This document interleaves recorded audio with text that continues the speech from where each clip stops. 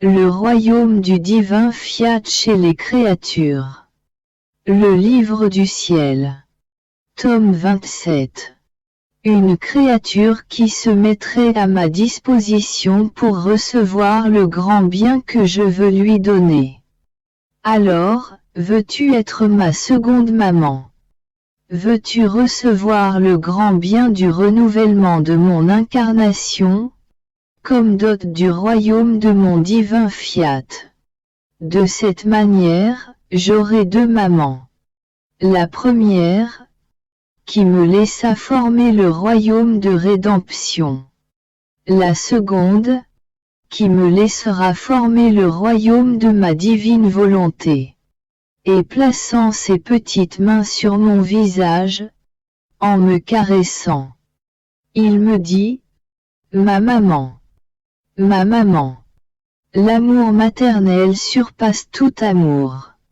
Ainsi, tu m'aimeras de l'amour insurpassable d'une mère. » Après quoi il garda le silence, voulant que je le berce dans mes bras.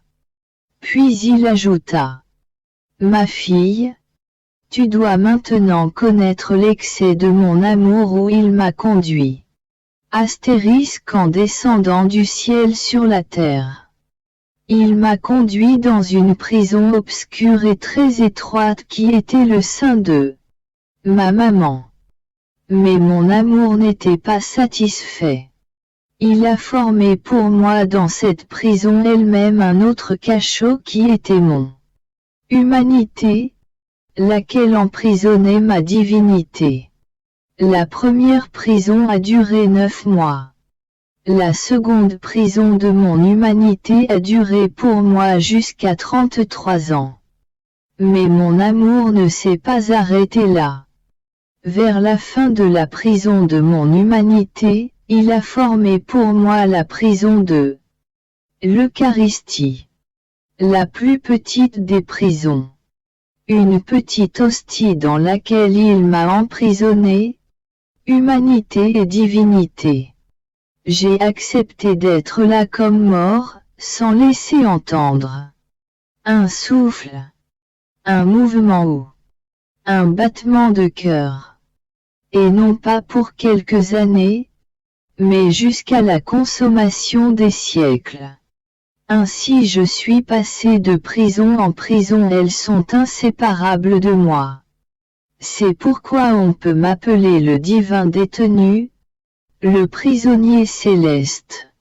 Dans les 2 premières prisons, dans l'intensité de mon amour, j'ai amené à l'accomplissement le royaume de rédemption. Dans la 3e prison de l'Eucharistie, j'amène à l'accomplissement le royaume de mon divin fiat. Et c'est pourquoi je t'ai appelé à la prison de ton lit. Pour qu'ensemble, prisonniers tous les deux, dans notre solitude, unis ensemble, nous puissions mener à son accomplissement le royaume de ma volonté. Si une maman m'était nécessaire pour la rédemption, j'avais aussi besoin d'une maman pour le royaume de mon fiat.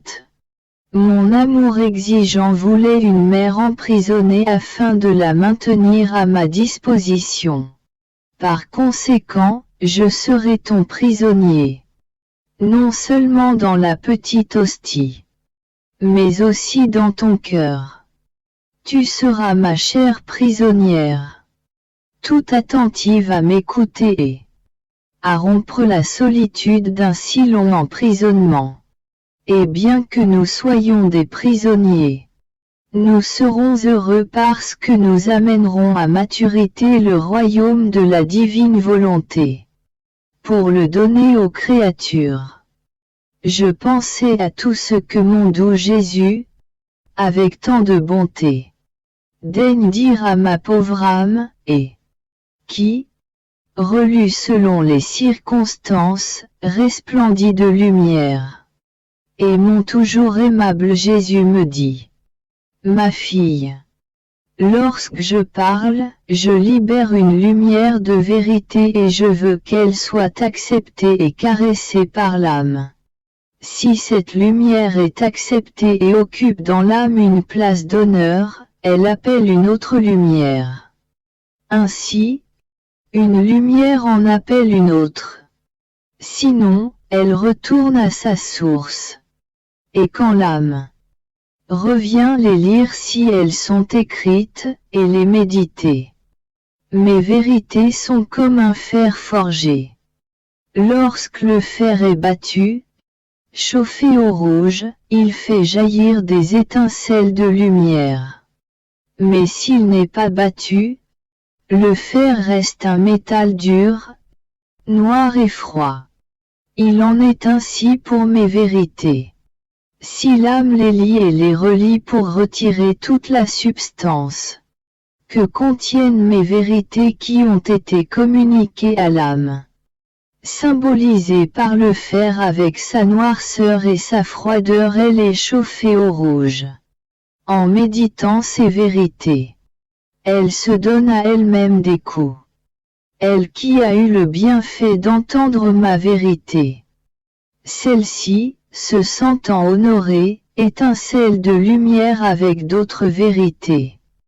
Mais si mes vérités manifestées restent dans l'oubli et n'occupent pas une place d'honneur, elles demeurent comme enterrées. Mais on n'enterre pas les vivants. En fait, mes vérités sont des lumières qui apportent et possèdent la vie. Par conséquent, comme elles ne sont pas sujettes à la mort, le temps viendra où d'autres les chériront et condamneront ceux qui les ont gardées dans l'oubli et ensevelis. Si tu savais combien il y a de lumière dans tout ce que je t'ai manifesté sur ma divine volonté, et quelle lumière scintillerait si ces vérités étaient lues et relues, tu serais toi-même stupéfaite par tout le bien qu'elles feraient. Je continuai ensuite mes actes dans le divin vouloir. Je pensais à la solitude de Jésus dans le sein de sa maman. Jésus ajouta: Ma fille, combien la compagnie de la créature est pour moi douce et agréable. Comme ma descente du ciel sur la terre fut précisément pour elle. Pour la trouver, la faire mienne, la garder en ma compagnie. Je me sens dédommagé. Cependant, sache que la simple compagnie de la créature qui m'aime et essaie de briser ma solitude peut me satisfaire. Mais ce n'est pas suffisant lorsqu'il s'agit de celle qui vit dans ma divine volonté.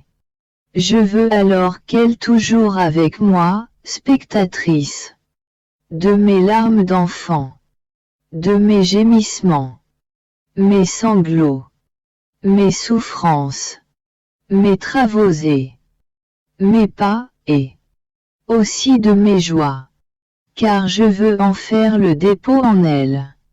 En fait, ma volonté étant en elle, ce serait trop dur pour moi si je ne l'avais pas continuellement avec moi pour la tenir toujours au courant de tout. Ma divine volonté ressent le besoin irrésistible de partager avec la créature tout ce qu'elle fait dans mon humanité, afin que la volonté qui règne en moi, et celle qui règne dans la créature, ne soit pas une volonté divisée. Et c'est pourquoi je t'appelle en chacun de mes actes et je veux que tu saches ce que j'ai fait et ce que je suis en train de faire afin de t'en faire don et de pouvoir dire: celle qui vit dans ma divine volonté ne me quitte jamais. Nous sommes serrés l'un contre l'autre et inséparables. Et moi, mon amour, ta course d'amour ne s'arrête jamais. Elle court toujours. J'ai l'impression d'être incapable de faire mes courses d'amour comme elle les fait. Je suis trop petite et je ne peux pas courir partout pour t'aimer. Mon doux Jésus ajouta: Ma fille, tu peux toi aussi faire des courses d'amour dans la mer immense de la divine volonté. Tu feras comme le navire. Lorsqu'il veut traverser la mer, il s'élance et les eaux s'écartent pour le laisser passer. Il file et laisse derrière lui un sillage dans la mer. Peu à peu le sillage disparaît et il ne reste plus trace de son passage. Cependant, le navire a fait sa course dans la mer et il arrive où il voulait. De la même manière, si l'âme veut aimer, elle plongera dans la mer de mon divin fiat et elle formera sa course d'amour. Sa course sera pour l'éternité. Il n'en sera pas pour elle comme pour le navire, qui ne laisse rien derrière lui dans la mer où il est passé. Car les eaux, orgueilleuses, se referment derrière lui sans laisser de traces. Au contraire, dans la mer de mon divin vouloir, lorsque l'âme s'élance en elle pour y faire sa course, nos eaux divines bouillonnant et, dans leur bouillonnement forment le sillon qui ne disparaît pas. Son signe demeure et montre à tous la course d'amour de la créature dans notre mer. De sorte que nous pouvons dire, c'est ici qu'est passée pour faire sa course d'amour celle qui vit dans notre volonté. Car ce qui est fait en elle demeure indélébile. De la même manière, si tu veux faire ton adoration, si tu veux être embelli, si tu veux être sanctifié, si tu veux être puissante et sage, plonge-toi dans notre volonté. En faisant ta course, tu resteras tout amour, toute belle, toute sainte, tu acquerras la science de qui est ton Créateur. Tous tes mouvements seront de profondes adorations. Tu laisseras dans notre mer autant de sillons que de courses faites dans le divin fiat. Si bien que nous dirons, dans cette course que la petite fille de notre divin vouloir a faite dans notre mer, elle a formé le sillon de sainteté, et nous l'avons sanctifiée et elle est restée sainte. Dans cette autre course, elle a plongé dans la mer de notre beauté et formé son sillon. Nous l'avons embellie et elle est restée belle. Dans cette autre course, elle a formé le sillon de nos connaissances, et elle nous a connus, nous lui avons parlé et nous nous sommes fait connaître en lui parlant longuement de notre être divin. Notre parole l'a lié, identifié avec nous. Nous ressentons l'irrésistible besoin de nous faire connaître toujours davantage et de lui faire le grand dos, de lui manifester nos vérités. Ainsi, pour chaque course que tu fais dans notre fiat suprême, tu prends toujours de ce qui est à nous. Notre amour, bouillonnant, nous parle de toi et nous montre tes courses avec leur bouillonnement comme signe que tu es allé dans notre mer divine. Je pensais au moment où mon très doux enfant Jésus, trépignant d'amour, est sorti du sein de sa céleste maman. Quelle joie pour elle de pouvoir le serrer dans ses bras, l'embrasser et rivaliser d'amour avec celui qui l'aimait tant.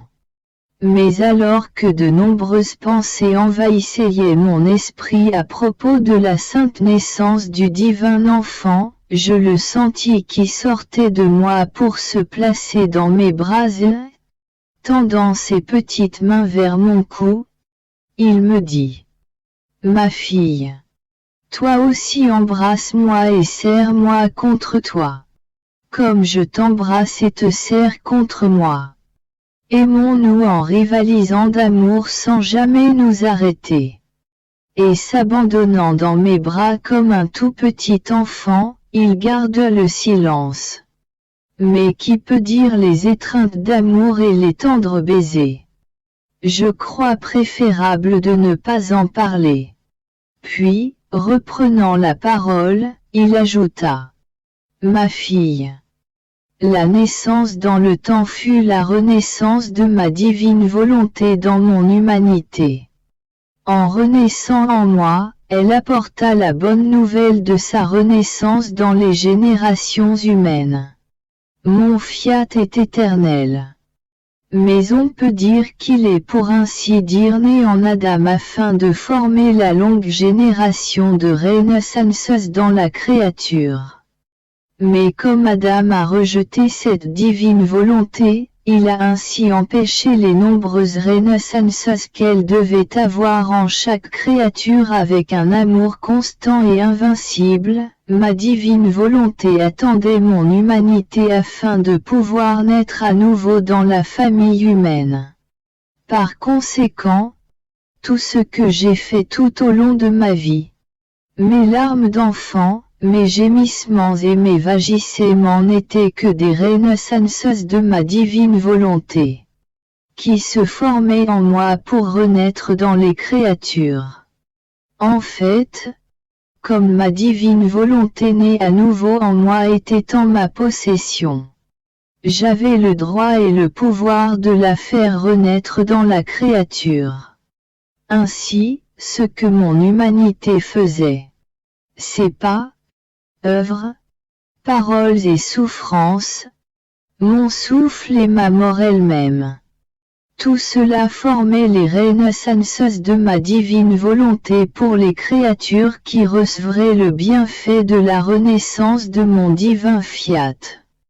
Comme je suis la tête de la famille humaine et que j'appelais mes membres dans mes actes, j'appelais en moi les nombreuses renaissances de mon divin vouloir.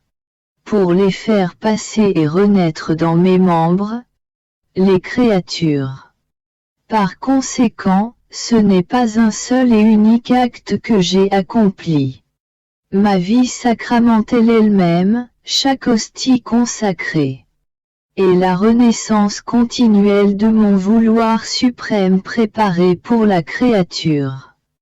Je suis le vrai sacrifié d'une cause si sainte, que ma volonté règne. Je suis moi-même celui qui a formé en moi son royaume. En le faisant renaître en moi autant de fois qu'il renaîtrait dans les créatures, je formais son très saint empire et son règne parmi mes membres. Ma fille. Après avoir mis en sûreté le royaume de ma divine volonté dans mon humanité, je devais le manifester afin de le faire connaître.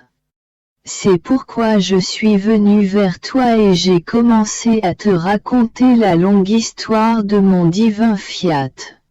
Et tu dois savoir que j'ai fait et continue à faire autant de manifestations, à dire autant de vérités, à prononcer autant de mots qu'il y a de renaissances, comme ma volonté l'a fait dans mon humanité.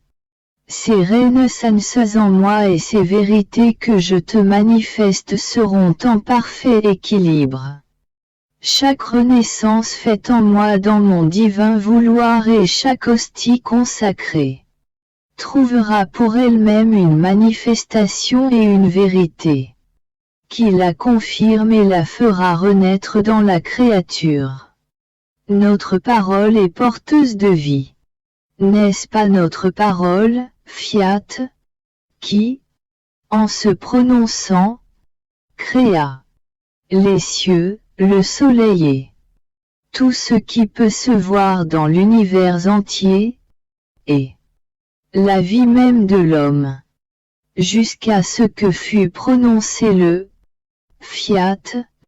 Tout était en nous lorsqu'il fut prononcé. Il peupla les cieux et la terre d'un grand nombre d'œuvres belles et dignes de nous, et il donna le départ de la longue génération de tant de vies humaines. Tu vois ainsi comment tout ce que je te dis sur ma divine volonté, avec la puissance de ma parole créatrice, apportera au sein de la famille humaine ces nombreuses naissances faites en moi. Voilà la grande raison d'une si longue histoire et de mon continuel discours. Cela contrebalancera tout ce qui fut fait par nous dans la création, et tout ce que j'ai fait dans la rédemption. Et si je semble parfois garder le silence, ce n'est pas que j'ai fini de parler. C'est que je me repose.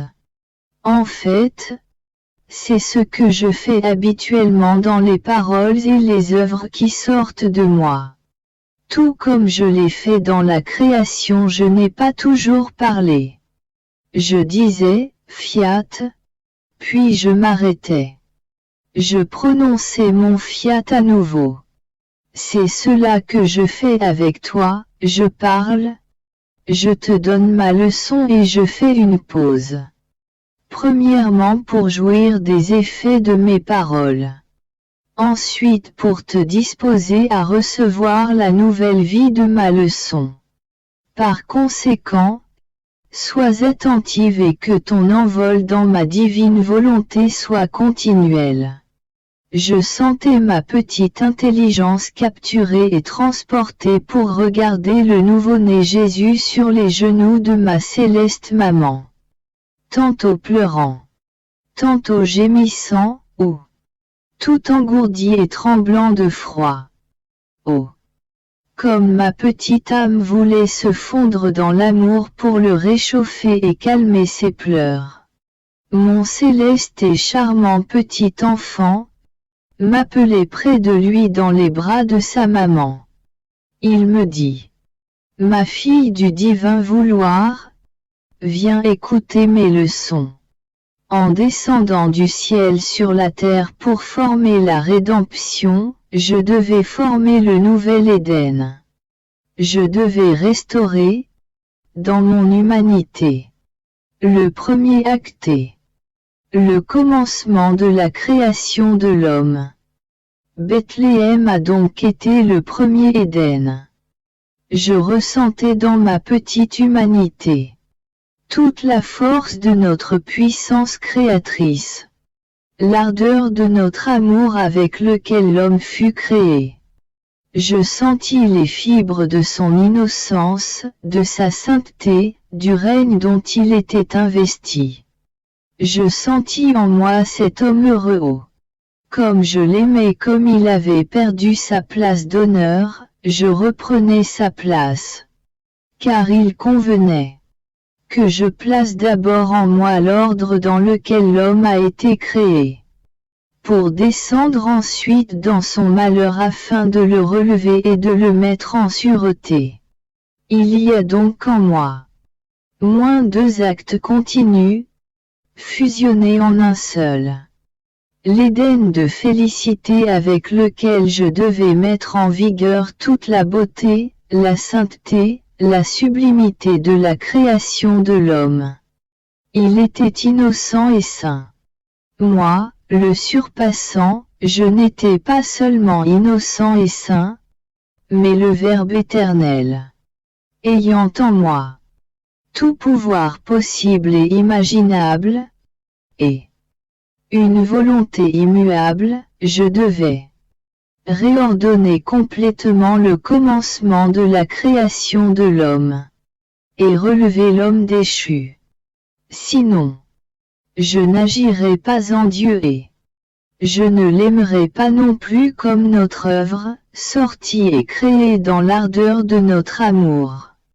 Notre amour se serait senti arrêté et comme impuissant, ce qui ne peut pas être, s'il n'avait pas totalement réparé le sort de l'homme déchu, et la destinée de la manière dont il fut créé. Cela aurait été une entaille dans notre création, nous aurait accusés de faiblesse, si nous n'avions pas restauré l'homme complètement. Par conséquent, Bethléem a été mon premier Éden où j'ai fait et embrassé tous les actes accomplis par cet Adam innocent, et ceux qu'il aurait accomplis s'il n'était pas tombé. Notre divinité attendait avec justice ma réparation à sa place en refaisant ce que l'innocent Adam aurait fait. Je m'abaissai et je lui tendais la main pour le relever de son état d'homme déchu. Par conséquent, m'arrêtant ici et là, mon humanité ne faisait que former les nouveaux Éden. Parce qu'en moi se trouvaient tous les actes du commencement de la création de l'homme. Partout où je m'arrêtais avec mon innocence et ma sainteté, je pouvais former de nouveaux Éden. Ainsi, l'Égypte était l'Éden, Nazareth était l'Éden, le désert était l'Éden, Jérusalem était l'Éden, le calvaire était l'Éden. Ces Éden que je formais appelaient le règne de ma divine volonté. Ce sont des preuves certaines que, tout comme j'ai accompli le royaume de la rédemption et qu'il fait sa ronde pour être établi dans le monde entier. Ces Éden, ces paradis terrestres aussi, en qui tous les actes furent accomplis par moi, comme si l'homme n'était pas tombé, suivront les actes de la rédemption et feront leur ronde pour établir le royaume de mon divin fiat. Par conséquent, je te veux toujours avec moi pour que tu puisses me suivre dans tous mes actes et tout offrir, afin que ma divine volonté puisse régner et dominer. Car c'est cela qui intéresse le plus ton Jésus. Puis il ajouta, ma fille, ma divine volonté agissait en moi en reine, car elle l'a en vérité toujours été. De fait, elle est ma reine par nature. Dans notre divinité, elle occupe la première place, régit et règne sur tous nos attributs. Il n'est pas un seul de nos actes où elle n'occupe son rang de reine. Elle est donc reine du ciel, de la terre, de la création. Elle règne partout et sur toutes choses. Par conséquent, vouloir que l'homme fasse notre divine volonté et lui donne le rang de reine, était le plus grand honneur et l'amour le plus insurpassable que nous lui donnions. Comme une seule et unique volonté régnait, nous lui permettions de s'asseoir à notre divine table pour partager nos biens avec lui. Nous le voulions heureux, nous voulions la gloire de voir heureux celui que nous avions créé avec tant d'amour de nos mains créatrices. Ainsi, notre divin vouloir et notre amour ne pouvaient ni se satisfaire, ni s'en tenir simplement à l'œuvre de la rédemption. Ils veulent poursuivre jusqu'à ce que l'œuvre soit accomplie. D'autant plus que nous ne savons rien faire à moitié et que nous pouvons atteindre tout ce que nous voulons, ayant les siècles à notre disposition. Mon abandon dans le fiat continue. Poursuivant ma ronde dans ses œuvres, je m'en sentais entouré. Chacune d'elles attendant que je la reconnaisse comme œuvre de mon Créateur, afin de nous unir d'un lien inséparable. Il me semblait que la divine volonté, avec sa lumière, s'écoulait dans toute la création comme notre sang coule dans les veines, et qu'elle aussi coulait dans les actes, paroles, pas, souffrances et larmes de Jésus. J'allais à la recherche de toutes choses comme si toutes m'appartenaient, pour les aimer et pour les reconnaître. Je faisais cela. Monde où Jésus me dit, ma fille, celle qui vit dans notre divine volonté, est en communication avec tout ce que nous avons créé, parce que ma volonté est en tout et appartient à toute chose. Une est la volonté qui domine et agit. Ainsi toutes choses sont à ma volonté comme des membres par rapport au corps. La tête est Dieu, qui a un tel lien avec toutes choses qu'elles lui sont inséparables. Car c'est notre divin vouloir qui coule comme acte premier de vie. Seule la volonté humaine, si elle veut agir par elle-même, sans union avec la nôtre, peut briser cette admirable union, ce lien d'inséparabilité entre Dieu, les choses créées et les créatures. Par conséquent, ma divine volonté est porteuse pour la créature de tous nos actes accomplis dans la création et la rédemption. Elle est révélatrice de nos secrets. Notre volonté est une avec la créature qui vit en elle. Comment peut-elle se cacher? Et moi, ma fille, combien je me sentirais malheureux si je ne te rendais pas consciente de mes larmes, de mes plus intimes souffrances, de ce que j'ai fait lorsque j'étais sur terre. Dans ma tristesse, je dirais, la petite fille de ma volonté ne sait pas elle-même tout ce que j'ai fait et souffert pour recevoir le retour d'amour de ces petits je t'aime répétés et pour lui faire don de ce qui m'appartient. Par conséquent, je te fais don de chaque chose que tu sais être à moi et que tu aimes comme t'appartenant. Je dis avec joie. J'ai toujours quelque chose à donner à ma fille, et elle a toujours quelque chose à recevoir. C'est pourquoi nous serons toujours ensemble. Car nous sommes en train, moi de donner, et elle de recevoir. Après cela, je continuai ma ronde dans tous les bons actes accomplis depuis le commencement de la création de toutes les créatures, y compris mon premier père Adam, afin de les offrir pour obtenir le royaume de la divine volonté sur la terre. Mon doux Jésus se manifestait en moi. Il me dit, ma fille, il n'est pas une chose bonne qui ne vienne de ma divine volonté. Cependant, il existe une différence entre les actes et les effets de ma divine volonté. La création fut un acte de mon fiat. Oh! Combien de belles choses en sont sorties! Cieux, soleil, étoiles, air qui devaient servir à la vie naturelle de la créature. La mer, le vent, tout était plénitude et multiplicité des œuvres. En fait, un seul acte de ma divine volonté est capable de tout combler et de tout accomplir. La création de l'homme a été un acte de mon fiat. Que n'a-t-il pas mis dans la petite circonférence de l'homme?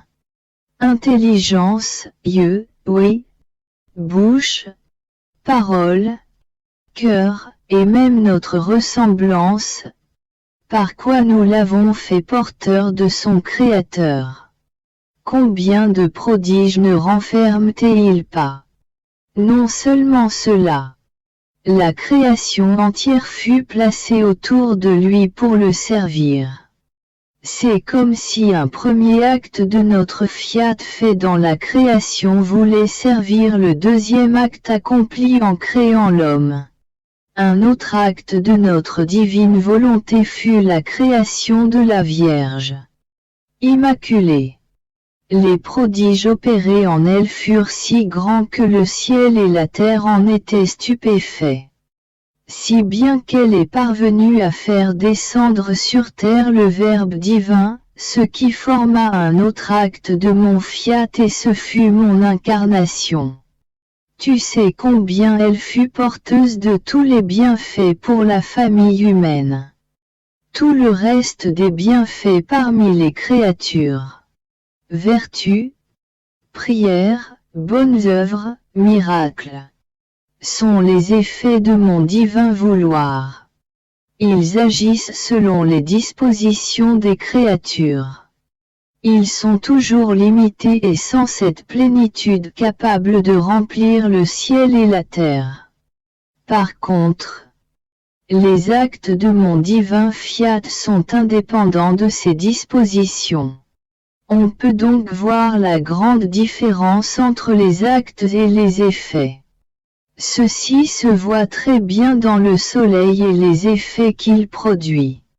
Le soleil, en tant qu'acte, est toujours fixé dans sa plénitude de lumière, qui, avec majesté, remplit la terre.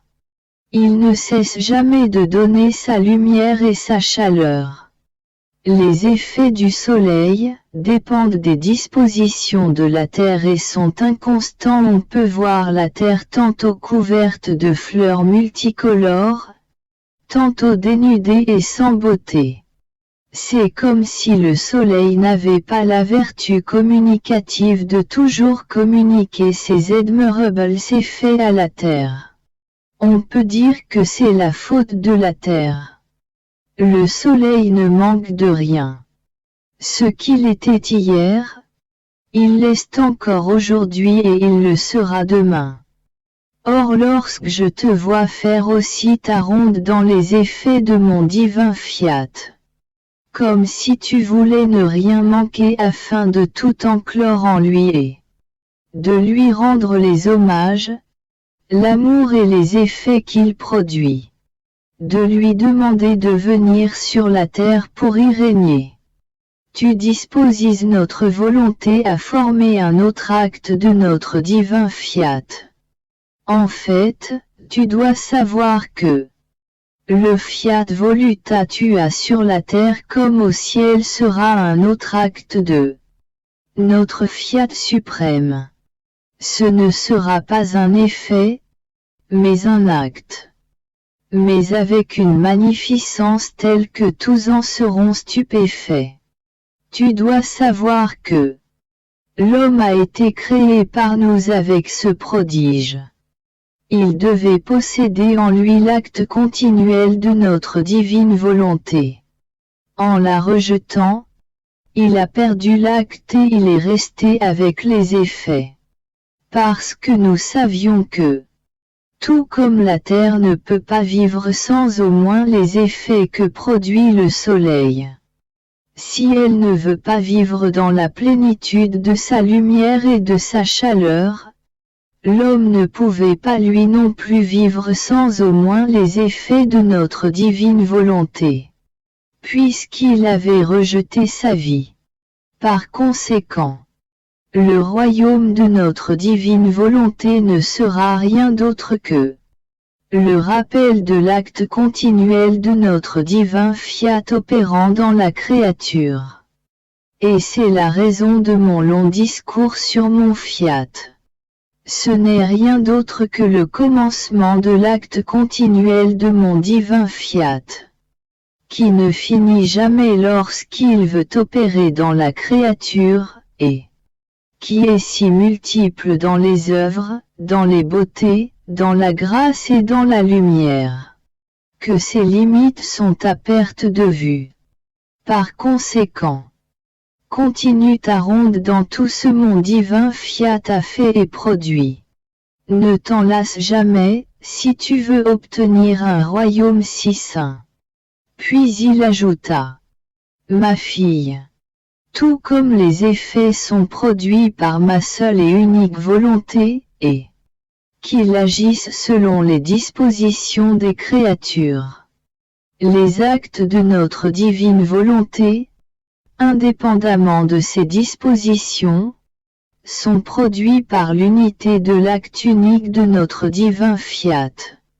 Ainsi, en nous, l'acte est toujours un.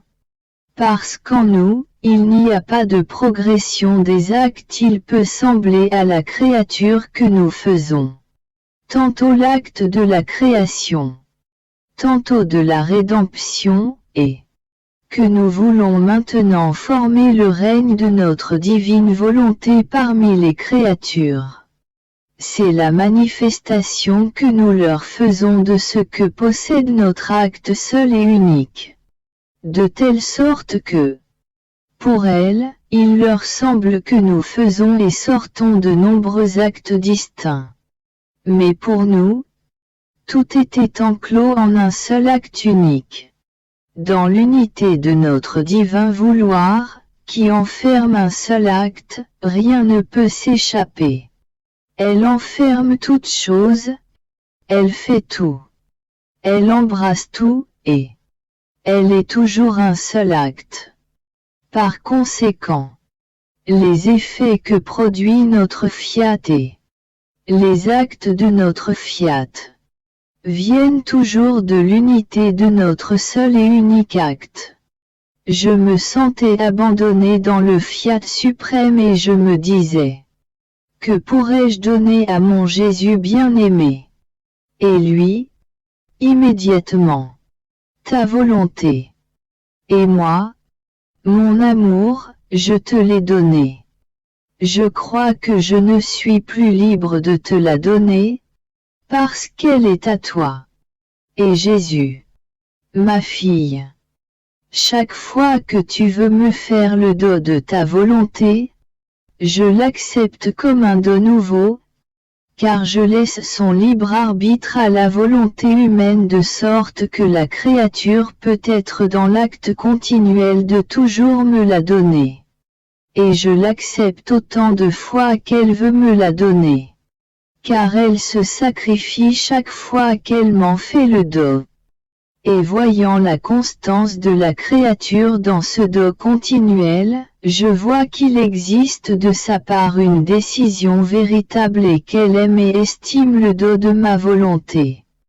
Et je lui fais le don continuel de ma volonté tout comme elle me fait le don continuel de la sienne. En étendant sa capacité. Car la créature est incapable de recevoir tout l'infini de mon vouloir. Je continue d'accroître la sainteté, l'amour, la beauté, la lumière et la connaissance de ma divine volonté. Ainsi, dans l'échange que nous faisons, toi de ta volonté et moi de la mienne, nous redoublons les dons et notre volonté demeure unie autant de fois et aussi souvent que nous en faisons l'échange. Par conséquent, j'ai toujours quelque chose à te donner, et toi également. Parce que dans ma volonté, les choses n'ont pas de fin et surgissent à chaque instant. Lorsque tu me donnes ta volonté, elle acquiert au contact de la mienne les prérogatives de pouvoir se donner continuellement à ton Jésus. Je suivais ensuite les actes de la divine volonté en les accompagnant de mes « je t'aime ». Je pouvais comprendre la grande différence de grandeur et de magnitude entre les œuvres du divin fiat et mes petits « je t'aime ». Oh! Comme je me sentais petite et véritablement comme une nouveau-née devant ce fiat qui peut tout faire et tout embrasser.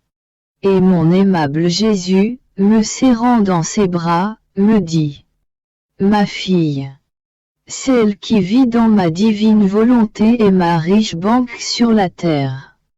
Lorsque tu dis ton « je t'aime », je l'investis avec le mien. Petit, il devient grand, se diffuse à l'infini.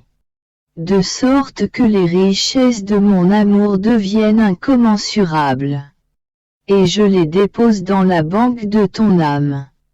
Et lorsque tu continues tes actes, je les investis avec les miens. Je les dépose dans ta banque afin d'avoir ma banque divine sur la terre. Par conséquent, tes petits actes accomplis dans ma divine volonté servent à me donner quelque chose à faire. Laissez couler nos divines qualités, qui sont infinies, dans tes petits actes où elles se mélangent pour devenir nôtres, et les déposer dans la banque de ton âme, afin que notre banque puisse trouver en toi son ciel. Ne sais-tu pas que celle qui doit vivre dans notre divine volonté doit être un nimbe du ciel? de sorte que si l'on s'abaisse vers la terre, mais jusqu'à éliminer toute distance, jusqu'au point sur la terre où se trouve cette heureuse créature, on doit voir le ciel, et non plus la terre. Et ma divine volonté ne voudrait pas être sans son ciel. Elle se formerait alors un ciel pour elle-même. Les rideaux du ciel s'abaisseraient pour rendre hommage à ce fiat à qui ils reconnaissent devoir leur existence. C'est pourquoi tous les bienheureux restent stupéfaits en voyant un nimbe du ciel sur la terre. Mais leur stupéfaction cesse immédiatement lorsqu'ils voient que cette divine volonté qui forme leur ciel et tout leur bonheur est présente et règne dans cette créature. Précisément au point où ils voient que les rideaux du ciel, en s'abaissant, entourent cette créature pour chanter les louanges de mon fiat suprême. Par conséquent, sois attentive, ma fille. Si je te dis cela, c'est pour que tu saches combien est grand le don de te faire connaître ma volonté, et comment elle veut former en toi son royaume, pour que tu puisses me remercier et m'en être reconnaissante. Bien qu'abandonnée dans le divin fiat, je me sentais également annihilée, mais tellement que je me voyais plus petite qu'un atome. Je me disais, comme je suis misérable, petite et insignifiante.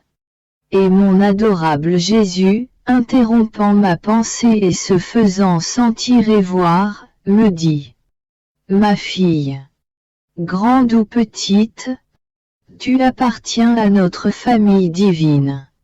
Tu en es membre et cela nous suffit. Mieux encore, c'est pour toi le plus grand honneur et la plus grande gloire que tu puisses posséder.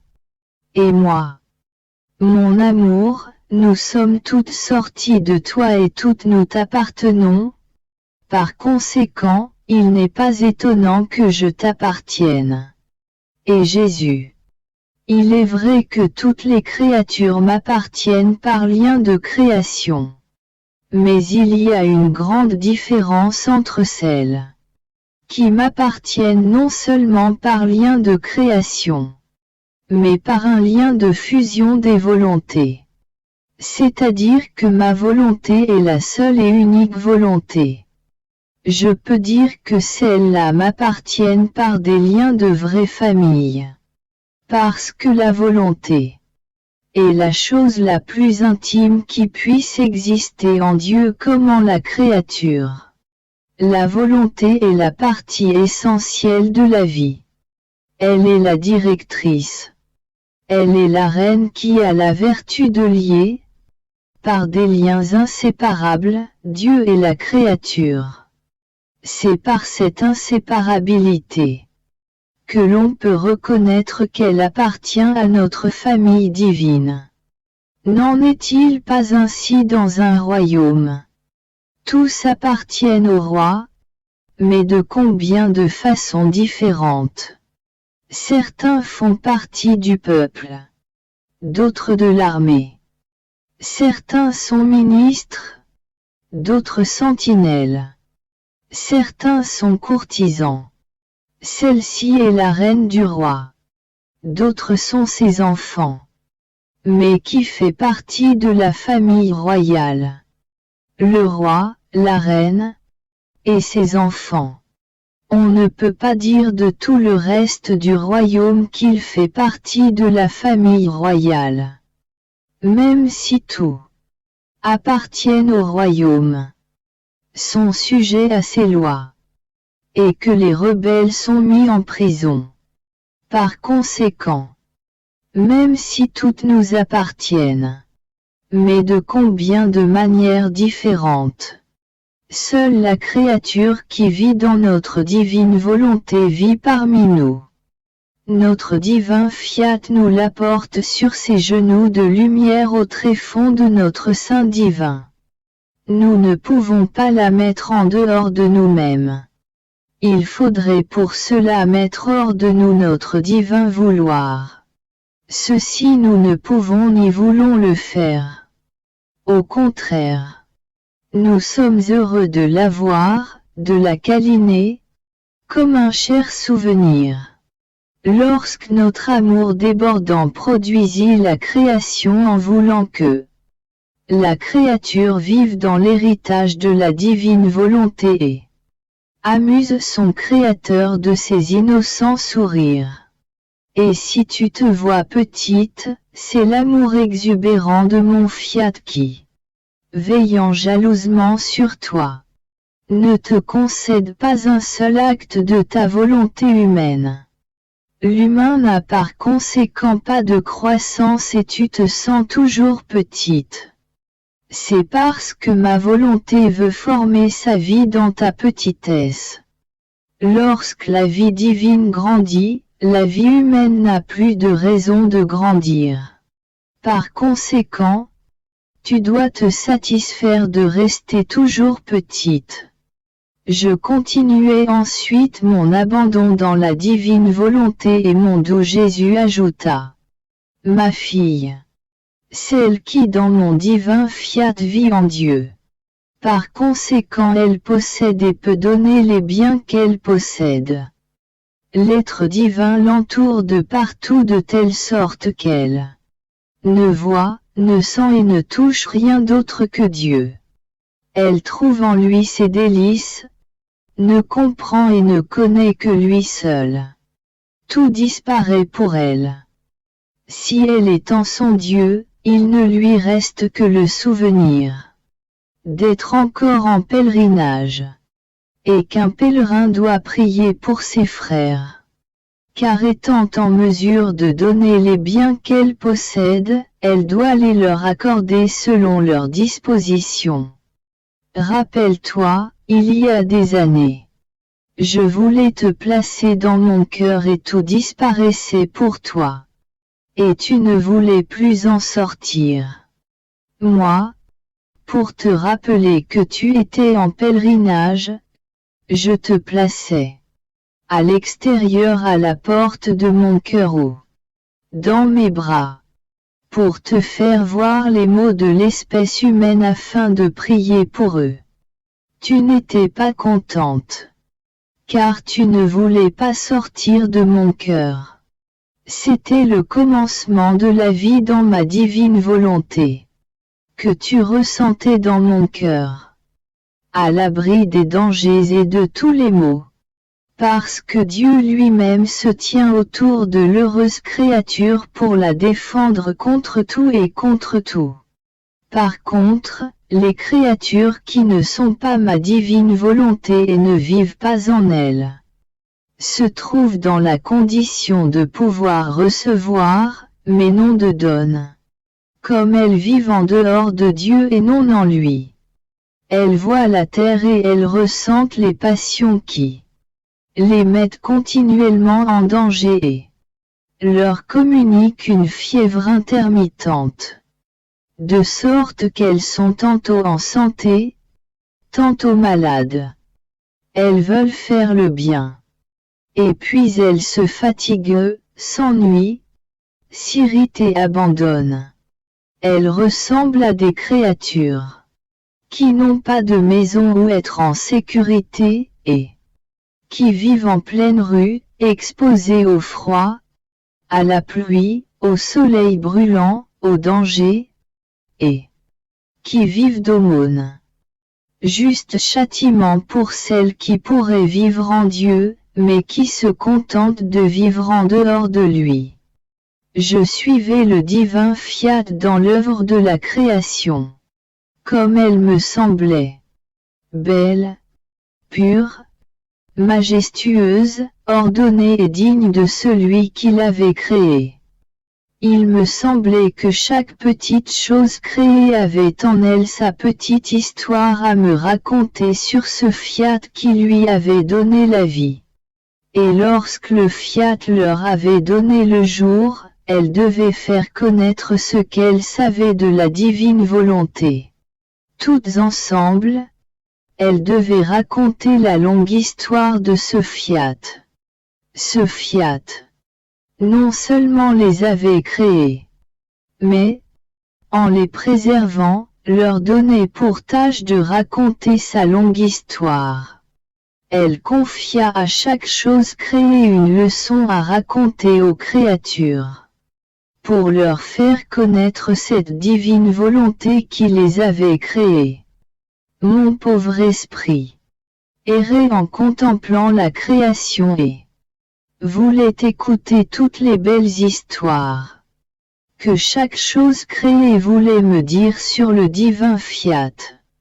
Alors mon doux Jésus se manifestait hors de moi. Il me dit: petite fille de mon éternel vouloir, je veux que tu saches que l'œuvre de la création, de la rédemption, et celle du royaume de notre volonté sont toutes des œuvres de notre fiat suprême.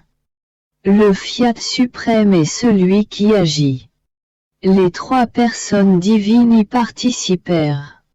C'est à notre divin fiat que nous avons donné la tâche de créer la création, de former la rédemption et de rétablir le royaume de notre divine volonté. En fait, dans les œuvres qui sortent de l'intérieur de la divinité, c'est toujours notre divin vouloir qui opère, même si notre être divin y participe toujours, parce que notre volonté possède la vertu directrice et opérante, et à la charge de toutes nos œuvres. Tout comme tu as des mains pour agir et des pieds pour marcher. Si tu veux agir, tu ne te sers pas de tes pieds, mais de tes mains, même si tout ton être participe à l'œuvre que tu veux accomplir. Il en va de même pour notre être divin.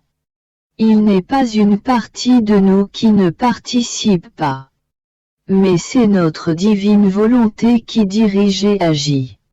D'autant plus que siégeant dans la volonté divine, sa vie coule en notre sein. Elle est notre vie. Si elle sort de notre sein divin, c'est-à-dire, si elle sort et demeure, elle porte à l'extérieur de nous la vertu créatrice de ce qu'elle veut faire, diriger et préserver. Ainsi, comme tu le vois, tout est l'œuvre de notre divin fiat. Par conséquent, toutes les choses créées sont comme autant de ces enfants qui veulent raconter l'histoire de leur maman, parce que, sentant sa vie en elles et sachant d'où elles viennent, elles ressentent chacune le besoin de raconter qui est leur maman, combien elle est bonne, combien elle est belle, et combien elles sont heureuses et belles parce qu'elles ont reçu la vie d'une telle mère. Oh! Si les créatures avaient comme vie ma divine volonté, elles apprendraient sur elle bien des choses merveilleuses. Et il leur serait impossible de ne pas parler d'elle. Par conséquent, elles ne feraient que parler de ma divine volonté et l'aimer. Et elles donneraient leur vie pour ne pas la perdre. Puis il ajouta: ma fille, notre divine volonté est tout. Comme elle est partout. L'âme qui vit immergée en elle ne fait que prendre continuellement de Dieu.